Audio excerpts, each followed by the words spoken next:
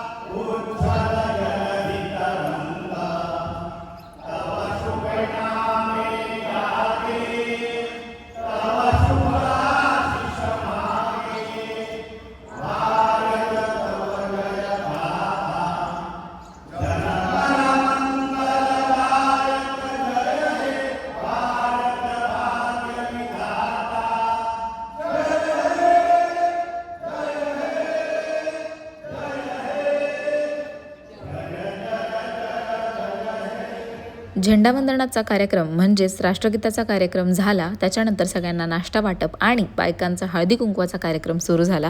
बापरे, हळदी कुंकवाच्या कार्यक्रमाचा एक वेगळाच उत्साह असतो बायकांना. त्याच्यात ह्या काकींचा आनंद त्यांच्या चेहऱ्यावर तर दिसतोच आहे. मला एका काकूंनी हळदी कुंकू लावलं. म्हणजे आमच्या सोसायटीमध्ये आता हळदी कुंकाचं फंक्शन होतं बायकांचं. लावलंय पण खूप मोठं लावलंय, पण ठीक आहे, जाऊ द्या. आणि ना इथे मी अपर लिप्स केले ना, हा त्याचा मार्क आला मला. लोकांना वाटतं की माझी लिपस्टिक इथे लागली, असं एवढं पण झोपेत नसते मी. आणि डोळे तर सुजल्यासारखे वाटतात, कारण रात्री रांगोळी काढायला मला खूप उशीर झाला. कसं तरी काढले आपली. आमच्या सोसायटीत एक काका आहेत, एक्सपायर झालेत ते. सो असं काही काढायचं फिक्स नव्हतं रांगोळी वगैरे. पण त्यांची फॅमिली असं म्हणाली की त्यांचं तसंही वय झालेलं होतं. सोसायटीचा कार्यक्रम आहे, सो तुम्ही तुमच्या पद्धतीने कार्यक्रम सेलिब्रेट करा. मग मला पप्पांनी रात्री 12 वाजता सांगितलं की रांगोळी काढायची आता. आणि मी रांगोळी काढायला एकटीच होते, दुसरं कुणीही नव्हतं. जशी जमली तशी पटापट काढली, कारण मला खूप कंटाळा आला होता, एक्स्ट्रीम कंटाळा आला होता. सो सगळ्यांना खाली वडापाव समोसे खाताना पाहून मला इतकी भूक लागली. पण आज सोमवार असल्यामुळे मला खाता नाही आलं. पण इट्स ओके, ठीक आहे. कारण सोमवार मोडल्यावर परत सोमवार घडत नाही, म्हणून मी सोमवार मोडत नाही आहे. दुसरा कुठला उपवास असतात तर एखाद दिवशी स्किप करू शकले असते, नसता केला कदाचित, पण सोमवार तर नाहीच करू शकत. सो आता मम्मीने साबुदाणा भिजत घातला आहे. तो पण आज सकाळीच घातला, रात्री घालायचंच विसरले. नाही पण तो ऑलमोस्ट भिजला आहे, हे बघा.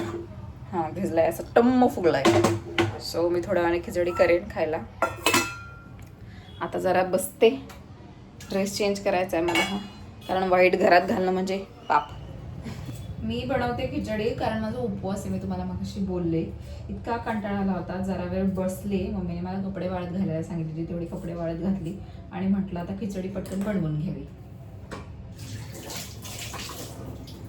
खिचडीमध्ये कोण कोण मिरच्या चिरून टाकतं, म्हणजे आम्ही पहिले मिरच्या चिरून टाकायचो खिचडीमध्ये. म्हणजे अजूनही माझी मम्मी टाकते खिचडीत मिरच्या चिरून.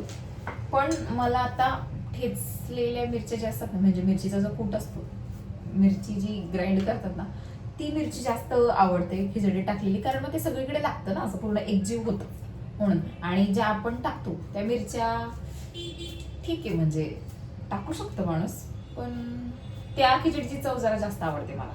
आणि आता खूप लोक म्हणतील की बाबा ही विळीने कसं काय कापते. हो, मला विळीनेच कापायला येतं, मला सुरीने चाकूने नीट कापता येत नाही, बिलकुल नाही. आणि पटपट नाही येत मला. कापता येतं पण ते पटपट येत नाही. मग ते काम स्लो किती वेळ असं करायचं ना, म्हणून म्हटलं की याने पटापट करून घ्यावं. ऐक, कारण आहे ना आता वाजले 12, मला लागली भूक. मी सकाळपासून काही खाल्लेलं नाहीये. आणि आता कोणतरी आलं, हे मध्येच आमच्या घरात ना इतके माणसं आहेत, आता मला इतका कंटाळा आलो ना. एक मिनिट, मी आले दार खोलून. मी मगाशी दार खोलायला गेले तर बघते तर काय बापरे, मी जो इकडे बटाटा उकडवत टाकला होता तो जळाला असता. मला ना भीती वाटते हो, कारण खिचडीमध्ये बटाटा नसेल ना तर खरंच खिचडीला काहीच चव नसते. मला बिलकुल आवडत नाही. म्हणजे माझी मम्मी कधीतरी बटाटा नसताना खिचडी बनवते. मी खरं सांगते, मी ती खिचडी खात नाही. आणि मम्मीने मला डब्याला खिचडी दिली ना तर त्याच्यात मी आधी बटाटा असेल ना तर त्याच्यासोबत खिचडी खाऊन घेते, पण विदाऊट बटाटा मला खिचडी खाणंच आवडत नाही. बघते तर नंतर बटाटा काही करपलेला नव्हता, मग म्हणून परत थोडंसं झाकण ठेवलं आणि म्हटलं की खिचडी नीट म्हणजे बटाटा नीट शिजवून घ्यावा. त्याच्यानंतर हे जे साबुदाणे होते भिजलेले त्याच्यात मम्मीला मी कूट करून ठेवायला सांगितलं. तर मम्मीने एकदमच एवढा कूट करून ठेवला. मम्मीला म्हटलं की बाई एवढं कशाला करते. ती बोलली काय नाही गं, खिचडी वगैरे आपल्या घरात सारखी होतच राहते ना, मग त्यापेक्षा राहू देच. म्हटलं ठीक आहे. मग मी काय केलं, हे जे साबुदाणे ते पातेल्यात होते ना त्या पातेल्यातच हा कूट जो आहे तो मिक्स केला आणि याच्यातच नंतर मीठ टाकलं. नंतर मग आहे ना जेव्हा आपण फोडणी देतो म्हणजे खिचडी जेव्हा बनवतो ना तेव्हा हे सगळं करण्याचा तामझाम उरत नाही. आणि हे आधीच जर मिक्सिंग वगैरे करून ठेवलं ना नंतर मग काम जरा सोपं होतं. हे सोपं करण्यासाठी सगळं आहे. चांगलं मिक्स वगैरे मी करून ठेवलं. पण कोण कोण असं मिक्स करून ठेवतं की नाही हे मला सांगा कमेंट बॉक्समध्ये. कारण बरेच लोक नाही करत असं मिक्स, बरेच लोक डायरेक्टली करतात. म्हणजे फॉर एक्झाम्पल माझी मम्मी जे आहे ते कढईतच सगळं मिक्स करते, पण मी तसं नाही. मला हे आधी करून ठेवायला आवडतं. मग जरा टेस्ट पण छान लागते असं मला वाटतं. मे बी माझा अंदाज चुकू शकतो किंवा मे बी माझी आवड वेगळी आहे, पण माझ्या मम्मीची पण आवड वेगळी आहे. आता बघा, आम्ही दोघेही किचनमध्ये काम करतो, तेव्हा मी किचनमध्ये काम करताना तिला मी सांगते की तू येऊ नको, आणि ती किचनमध्ये काम करताना मी गेले तरी तिला चालतं बाबा. मला असं नाही आहे, मला बिलकुल सहन होत नाही. म्हणजे मी जेव्हा काम करत असेल तेव्हा दुसरं कोणी गेलं ना किचनमध्ये मला चालतच नाही. मला असं वाटतं गर्दी झाली किचनमध्ये, मला काहीच जमत नाही. आता मी खिचडी खाते. खिचडी बनवून रेडी झाली आहे. खाली काकी आली आहे. हळदी कुंकाचं त्यांचं काही डिस्कशन झालं होतं काय माहिती, सो त्यांचं ते डिस्कशन चालू आहे. मी खिचडी खाते. खिचडीसोबत खायला ना दही वगैरे काहीच नाही आहे. झाली खिचडी चांगली, मस्त अशी सॉफ्ट झाली. मला अशी सॉफ्ट खिचडी झाली की आवडते. आता संध्याकाळी काय घालू ते मला कळत नाही. माझं असं ठरलेलं की साडी घालावी, नंतर वाटतं कुठं साडी घालू मरू दे. आणि मी काढलेली रांगोळी माझ्या आईला बिलकुल आवडली नाही, बिलकुल नाही. ती बोलते काय काढलंय. बाप्पा तिला बोलले की तिला काढायचीच नव्हती, पण तिला कंटाळा आला, मग जाऊ दे एकटी होती म्हणून काढली. मग मी बोलतो एकटी होती म्हणून काय झालं. अशा कार्यक्रमांमध्येच लोक बघतात ना कोणी काढलं कसं काढलंय. डेंजर. आता मी खाते, व्हिडिओ करते. आपल्याला तात्यांनी सांगितलं एकीकडे श्री स्वामी समर्थ आपल्या पाठीशी आहे, पण तात्यांनी सांगितलं की यजमानांनी प्रसाद घ्या.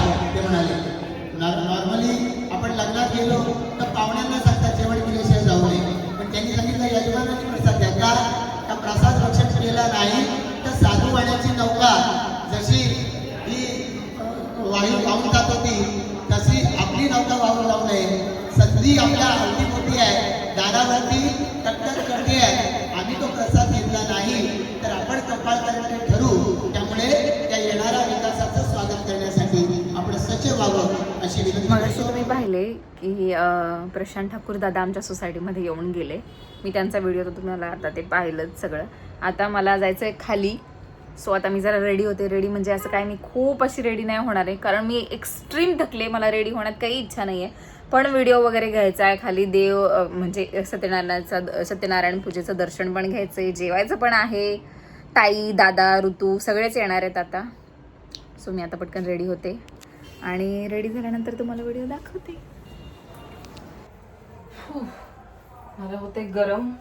मी झाले रेडी. बाई ही ओढणी ना अशी सगळीकडे अडकते, मला असं चिडचिड होते ना.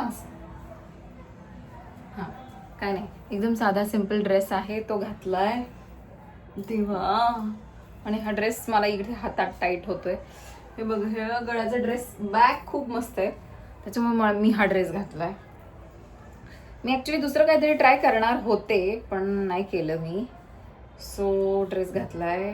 असं दिसतोय मला सांगा सगळ्यांनी कमेंट बॉक्समध्ये. आणि मी काहीच नाही केले. सी सनस्क्रीन मी रात्री पण लावते, हो, कारण माझ्याकडे तेवढीच एक क्रीम आहे तोंडाला लावायला. आणि दुसरं म्हणजे कॉम्पॅक्ट आहे आणि lipstick, that's it, nothing else. दुसरं काहीच नाही. ही टिकली लावली ती पण दिसत नाही आहे, पण ती पण मी ह्याच ड्रेसची लावली आहे, ह्याच ड्रेसच्या कलरची लावली आहे. जे समोर असेल ना त्याला दिसेल. ओके, सो मी कशी दिसते सगळ्यांनी कमेंट बॉक्समध्ये सांगा. आता मी निघते खाली जायला, किंवा मग आता प्रणाली ताई, ऋतू हे सगळे घरीच येतात आमच्या, मग आम्ही तेव्हा निघू, कारण बिल्डिंगच्या खालीच जायचं आहे. सो ऋतू आणि ऋतूची मम्मी आमच्या घरी आली, पण ऋतूला नेहमी माझ्या घरी आलं की काही ना काहीतरी सुचतं. तर यावेळी काय सुचलं बघा, नखं काढत बसली आणि ती मला बोलत होती की इशू माझं एक नख ना खूप डेंजर आहे, आतमध्ये गेलं. मी म्हटलं बाई तूच काढत बस. आणि काकी मस्तपैकी फोनवर सगळ्यांशी गप्पा मारत बसले होते. काकी मला बोलली होती की बाई मला व्हिडिओमध्ये घेऊ नको, आम्ही काय गप्पा मारते. म्हटलं नाही हो, मी नंतर व्हॉइस ओव्हर करेन. मी कशी दिसते ना प्लीज तुम्ही सगळ्यांनी मला कमेंटमध्ये सांगा. त्याच्यात ऋतू मला एक एक एक एक प्रश्न विचारत होती. मला बोलत तुझ्या पायाची नको काढू का. म्हटलं बाई तू नको काढू, नाहीतर मला दुखायचं तुझ्या नादात. काकींचं सगळं फोनवर बोलणं वगैरे चाललं होतं. तेवढ्यात मला आला होता कंटाळा, कारण ऋतूसुद्धा तिचं काम करत बसली होती. आणि ऋतू मला सांगत होती की इशू तू ना प्लीज माझा व्हिडिओ घेऊ नको, कारण तू सगळ्यात घाण अँगल्स जे असतात ना ते माझे घेते. ते बघा ती इथं पण तेच बोलते मला. तर काकींचा नंतर फोन ठेवून झाला, काकी मला काहीतरी गोष्ट सांगणार. तेवढ्यात काकी मला म्हणतात बाई तुझं कॅमेरा चालू आहे का बाई, मी नाही बोलत बाई मरते. मी म्हटलं की नाही हो काकी मी व्हॉइस ओव्हर करणार आहे. तेवढ्यात ऋतूसुद्धा बोलली की हां ती व्हॉइस ओव्हर करणार आहे, so don't worry about that mummy. मग काय देवाचं दर्शन वगैरे घेतलं. ऋतू आणि मी जेवायला बसलो. सगळ्यात आधी प्रणाली ताई बिचारी उभी होती, पण मी म्हटलं की मला खूप भूक लागलेलं, कारण माझा सोमवार होता, तुम्हाला सगळ्यांना माहितीच आहे. त्यामुळे ना मला भूकच कंट्रोल झाली नाही. आणि काकी बघा अजूनही लाईनीत उभ्या आहेत, मस्तपैकी जेवण घेत आहेत. आणि मी माझ्या मम्मीला शोधत होती. मम्मी ताट बीट घेऊन उभी होती काकीच्या पहिले. मम्मी ना बाई एकदम फास्ट मला तर घरातूनच बोलत होती इशू तू ना जाऊन माझ्यासाठी जागा पकड वगैरे. मी म्हटलं बाई हे काय मला जमणार नाही, तुझं तू बघ, कारण मला खूप भूक लागली होती. बघा मी कशी पटापट खाते, कारण एक्स्ट्रीम भूक लागली होती हो. कारण मला ना उपवासाच्या दिवशी काय माहीत का असं जे दिसेल ना ते चांगलं वाटतं. जाऊ द्या. असो, तुम्ही हा व्हिडिओ शेवटपर्यंत पाहिल्याबद्दल थँक्यू सो मच. आणि माझ्या चॅनलला लाईक शेअर सबस्क्राईब करायला सगळ्यांनी विसरू नका. बाय.